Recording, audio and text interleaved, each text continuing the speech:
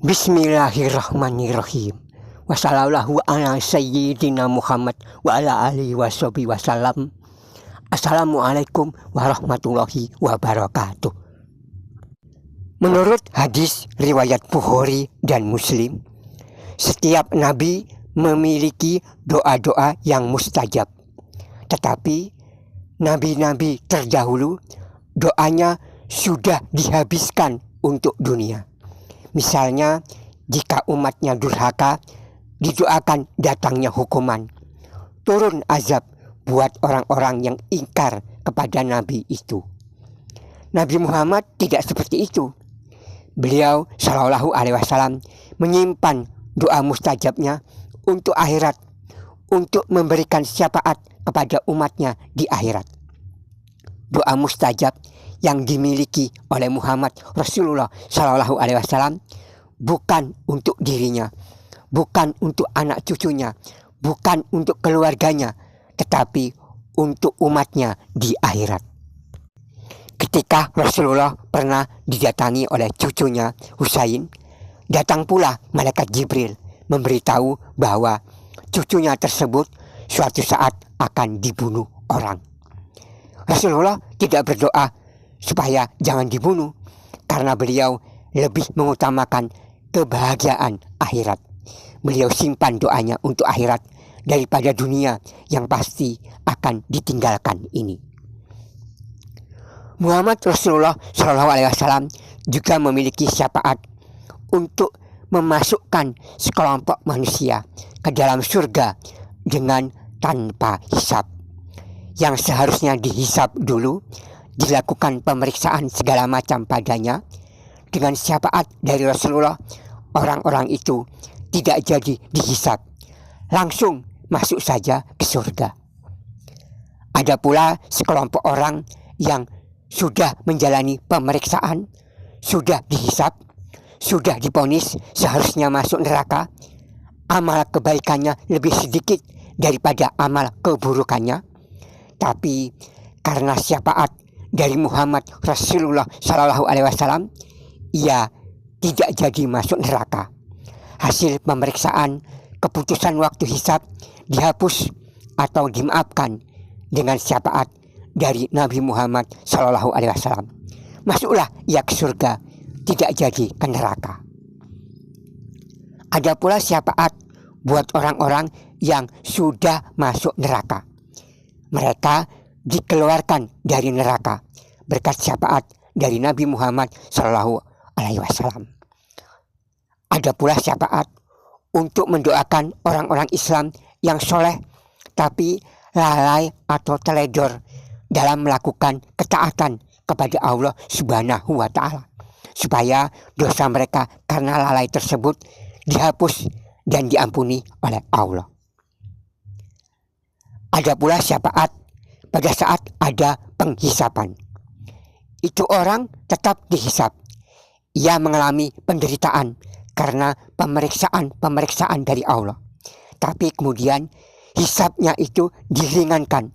Pemeriksaan terhadapnya dipermudah berkat syafaat dari Rasulullah Shallallahu Alaihi Wasallam. Ada pula syafaat buat orang-orang yang sudah ditetapkan kekal di neraka. Selama-lamanya ia di neraka. Tetapi hukumannya itu, siksaan azab buatnya diringankan. Sebagai contoh adalah Abu Lahab yang disiksa di neraka karena kedurhakaannya. Tapi setiap hari Senin hukuman buatnya itu diringankan, karena ia pernah merasa gembira pada waktu Nabi Muhammad lahir ke dunia di hari Senin. Ia sampai ikut berpartisipasi dalam acara makan-makan menyambut kelahiran bayi yang diberi nama Muhammad oleh orang tuanya itu. Ternyata ada pula syafaat buat anak-anak orang kafir, anak-anak orang-orang musyrik yang mati pada waktu ia masih anak-anak, belum sempat kenal Islam. Ini tidak disiksa berkat syafaat dari Nabi Muhammad, Nabi yang selama ini disebut sebagai nabinya umat Islam.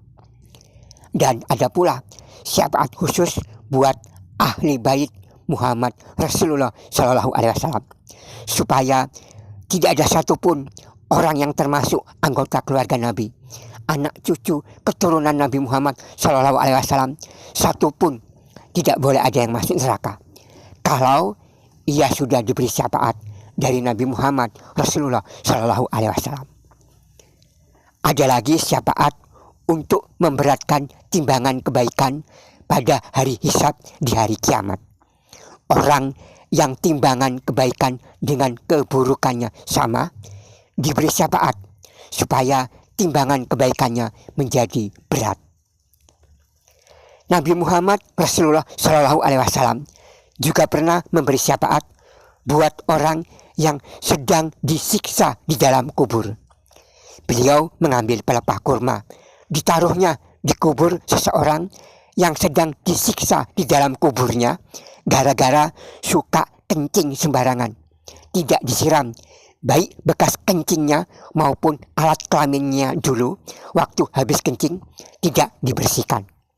Ini bisa jadi penyebab siksa kubur. Kita tidak tahu dapat syafaat yang apa atau yang bagaimana. Yang penting bagi kita bagaimana supaya bisa dapat syafaat.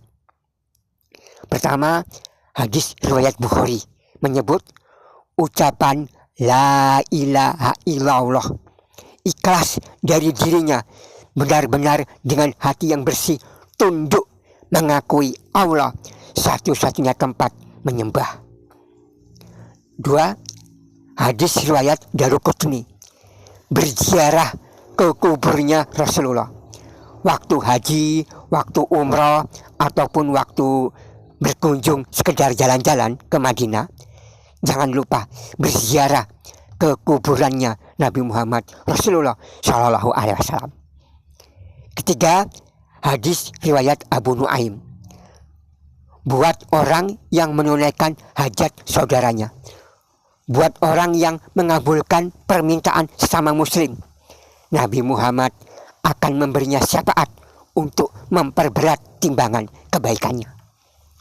Keempat, menurut hadis riwayat Jailami, buat orang yang memuliakan atau menghormati keturunan Rasulullah, menunaikan hajat-hajatnya, menolong mereka bila mereka sedang susah, cinta kepada keturunan Rasulullah benar-benar dari hati yang paling bersih. Kelima, menurut hadis riwayat Ahmad, orang yang mati ketika sedang berada di Madinah. Yang keenam, menurut hadis riwayat Muslim dan An-Nasa'i, orang yang berdoa sesudah mendengar azan, berdoa agar Nabi Muhammad mendapat wasilah. Dan yang ketujuh, orang yang banyak bersalawat. Ini hadisnya banyak ini. Syafaat diberikan dari Rasulullah buat orang yang banyak bersalawat, terutama pada malam Jumat dan siang Jumatnya. Setiap hari, tidak hanya pada hari Jumat saja. Usahakan jangan kurang dari 300 kali. Atau pagi 10 kali, sore 10 kali bersalawat. Ini adalah yang paling minimal bagi orang-orang yang pemalas atau bagi orang-orang yang sibuk. Wassalamualaikum warahmatullahi wabarakatuh. Assalamualaikum warahmatullahi wabarakatuh.